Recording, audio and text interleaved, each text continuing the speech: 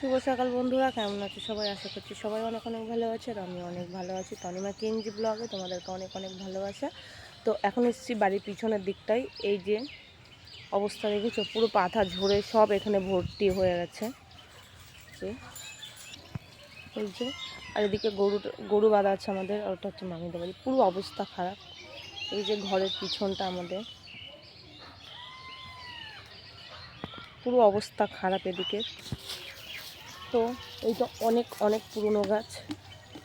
আমার দাদু যখন এখানে থাকতো তখনকারের এই পুরনো গাছ। আমরাও দেখছি এখানে খুব পাড়ার মধ্যে একটা বড় মেলা হয়, মনসা মেলা। সেটাই যেখানে হয়, এই ঠান্ডাতে হয়, ভাদ্র মাসে হয় মেলাটা। খুবই সুন্দর একটা জায়গা। তো চলো এখন স্নান করবো। স্নান করে ছেলের পরীক্ষা আছে আজকে, ওকে স্কুলে দেবো। স্কুলে দিয়ে তারপর আমি যাব কাজে। আজকে প্রচুর চাপ আছে, মাসের 1 তারিখ আজকে। তো চলো। তো স্নান টান করে পুরো রেডি, কাজে যাব। এটা হচ্ছে আমার কাজের ড্রেস। আর ওই যে ওখানে স্কুলে যাওয়ার জন্য রেডি হয়ে গেছে। তো ওকে বললাম ভিডিওর সামনে একটু আসতেও, আসবে না, কারণ ওকে এখন ফোন দিতে হবে, যেহেতু এখনও 10 মিনিট বাকি আছে ওর জন্য। তো হচ্ছে এখন টোটো করে যাব, ধরতে যাব না টোটো। তো যাই হোক, কালকে হচ্ছে আমার যে কাজের জায়গার যে হচ্ছে আমাদের ম্যানেজার আমাদেরকে স্পষ্ট বলে দিয়েছে, কালকে থেকে যদি তোমরা ঠিকভাবে মানে ভদ্রভাবে পরিষ্কারভাবে যদি না আসো, তোমাদেরকে ডিউটি করতে দেবো না। মানে ভদ্রভাবে মানে পরিষ্কার বলতে মানে আমরা 2 দিন ধরে হচ্ছে মেকআপ ছাড়া যাচ্ছিলাম, বা হচ্ছে ওর জন্য ওনার চোখে হয়তো খারাপ লেগেছে। বাট এই হোটেল লাইনটার কাজটাই এরকম, রেস্টুরেন্ট লাইনটার কাজে যে যত যাই হোক না কেন একটুখানি মানে নিজেকে সুন্দর করে রাখতে হবে, না হলে হবে না। এটাই হচ্ছে এই কাজের সিস্টেম। কারণ ওখানে দিন গেলে অনেক রকমের তোমার হচ্ছে কি যে গেস্ট আসে, যেহেতু নিজেদেরকে সেইভাবে ওখানে রাখতে হয়। সবাই রাখে, এটা সমস্ত রেস্টুরেন্ট হোটেল যেখানেই আছে সমস্ত এরকমই। তো আমাদেরকেও সেভাবে রাখতে হবে।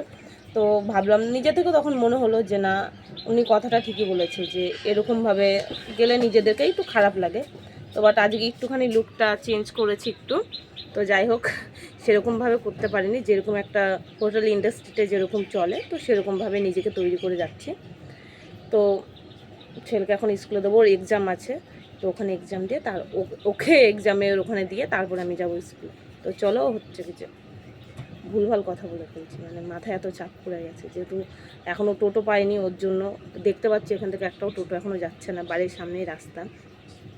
তো চলো, ওকে স্কুলে নামিয়ে তারপর আমি যাব কাজে, কারণ ওখান থেকে হেঁটে হেঁটে যেতে হবে 20 মিনিট, তোমরা জানো, তো তোমাদেরকে বলেছি। তো চলো, ছেলেকে স্কুলে দিয়ে আসলাম, দিয়ে এখন নিজে যাচ্ছে কাজে। আর এই যে হচ্ছে রোড, তো এত পরিমাণে রোদ করেছে, ধারণার বাইরে। একটুখানি গেলাম তাই মনে হচ্ছে অস্থির হয়ে যাচ্ছে। তো একবারে তোমাদের সাথে দেখা হচ্ছে কাজের ওখানে গিয়ে। আর হাতে আধা ঘন্টা মতন টাইম আছে। তো চলো,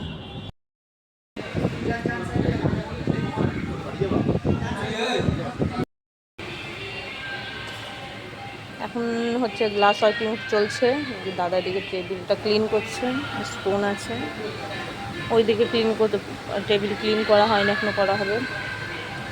প্রচুর প্রচুর কাজ রয়েছে, এখনও সেট আপ বাকি আছে। আর খানিকক্ষণ আগে জায়গাটা পুরো গেস্টে ভরেছিল, বাট এখন একটু কমেছে। চলো, তোমাদের সাথে দেখা হচ্ছে। তো ফাঁকা টাইম একটু রেডি হয়েছে, আবার বসলাম। এখন কোনো গেস্ট নেই।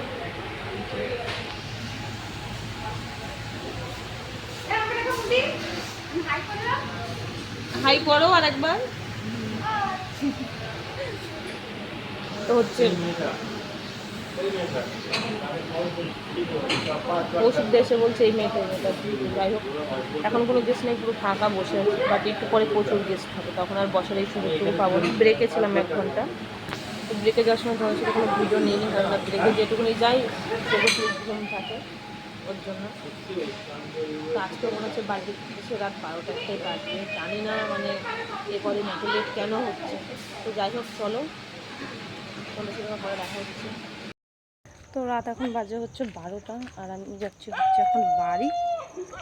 আর বাড়ি যেতে যেতে অনেক কিছু সামনে পড়তে হয় রাস্তায়, যেরকম কিছু এই রাস্তায় কুকুর আছে, এই যে চিল্লাচ্ছে, পিছনে আছে।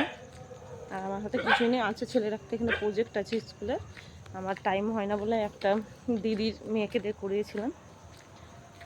তো করে দিয়েছে এটা, সেটাই নিয়ে যাচ্ছি। কালকে ছেলের স্কুলে ড্রয়িং প্রজেক্ট আছে, সেটাই দিতে হবে। অনেক রাত, একা একা বাড়ি যাচ্ছি, রাস্তায় একটাও মানুষ নেই, শুধু এই প্রাণীগুলো ছাড়া। ভয় একটু লাগে রাস্তায় এত রাতে বাড়ি যাওয়া, একটা মেয়ে মানুষ। কী করবো, কিছু করার নেই, কাজ করি, যেতে হবে। তো চলো।